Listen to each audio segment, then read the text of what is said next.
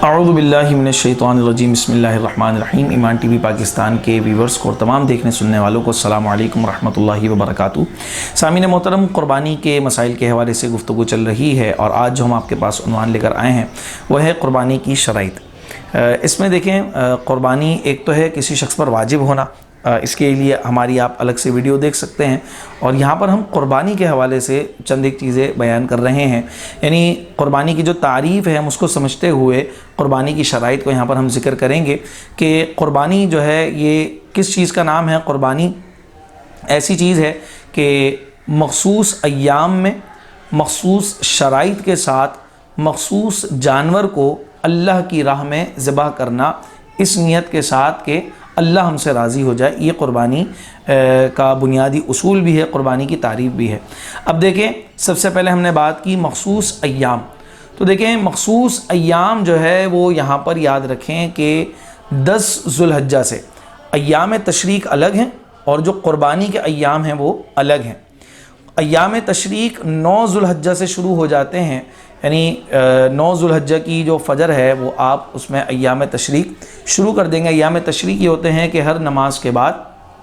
فرض نماز کے فوراً بعد آپ تکبیر اللہ اکبر لا الہ الا اللہ اللہ اکبر وللہ الحمد، یہ ایک بار کہنا واجب اور 3 مرتبہ کہنا سنت ہے، تو اس کو آپ نے ادا کرنا ہوتا ہے۔ یہ ایام تشریق ہیں، یہ 9 ذوالحجہ سے 13 ذوالحجہ تک رہتے ہیں، جبکہ قربانی کے جو ایام ہیں وہ 10 ذوالحجہ سے 10، 11، 12 ذوالحجہ تک رہتے ہیں، اور پھر یعنی اس میں 3 دن اور 2 راتیں ہیں۔ اس میں رات میں بھی قربانی کی جا سکتی ہے۔ بعض ہمارے ائمہ نے اس کے حوالے سے مکروہ لکھا، لیکن وہ اس وجہ سے کہ اس وقت دور میں جو روشنی ہوتی تھی وہ رات کے وقت بہت زیادہ کم ہوتی تھی،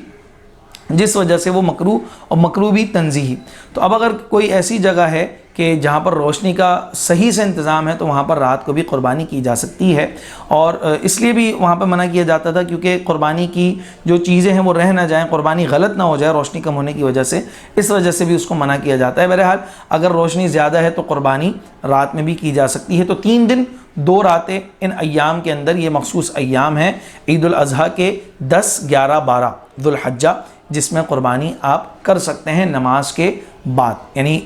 عید الاضحیٰ کو جو آپ عید کی نماز پڑھیں گے اس کے بعد یہ وقت شروع ہوگا۔ پھر اس کے بعد مخصوص شرائط کے ساتھ، اب مخصوص شرائط میں کافی ساری چیزیں ہیں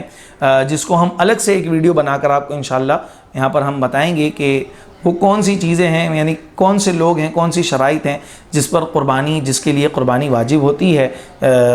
ان لوگوں پر کون سی ایسی چیزیں آتی ہیں کہ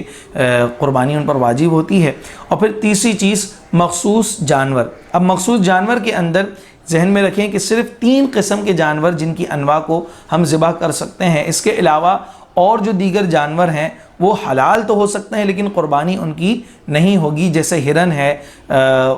مرغا مرغی ہے، اور اسی طرح نیل گائے ہیں۔ اور یہ بھی یاد رکھیں کہ وہ تمام وحشی جانور، یعنی کہ جو وحشی جانور ہوتے ہیں ان کی قربانی جائز نہیں ہے۔ اہلی جانور یعنی جو پالتو جانور ہوتے ہیں جن کو پالا جاتا ہے، ان جانوروں کی قربانی، اور پالتو جانور سے مراد، اب آپ کوئی بولے کہ بھئی خرگوش بھی پالتو جانور ہوتا ہے یا اور دیگر وہ لے کر آ جائے، تو دیکھیں وہ حلال تو ہو سکتے ہیں لیکن قربانی جو ہمیں احادیث مبارکہ سے ملتی ہے وہ پالتو جانوروں میں صرف اور صرف اونٹ، بکرا اور گائیں، یہ چیزیں شامل ہیں۔ اس میں دیکھیں کہ جو اونٹ ہے اس کے جو نر مادہ دونوں، اس کی جو ہے وہ کی جا سکتی ہے قربانی۔ اسی طرح گائیں، بیل، بھینس، ان تینوں کی، یعنی کہ گائیں کی جتنی انواع ہیں ان کی بھی قربانی کی جا سکتی ہے۔ اور اسی طرح بکرا، بکری، دمبا یا اس کی جو مادہ ہے، بھیڑ اس کا جو مادہ ہے، ان سب کی قربانی کی جا سکتی ہے۔ اور پھر